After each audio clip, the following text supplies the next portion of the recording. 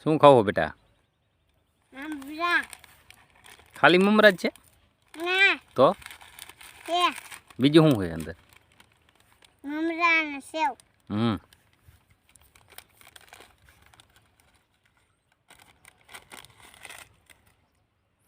આજે અમે મિત્રો આ વાડી આવીએ છીએ મારા હિરેનને લઈને, પણ હિરેનને લાગી ગઈ છે ભૂખ. તડકો લાગતો હતો તો એડાનું પાંદડું માથે મૂકી દીધું છે, ટોપી બનાવી દીધી દેશી, અને એવી સેવ મમરા ખાય છે.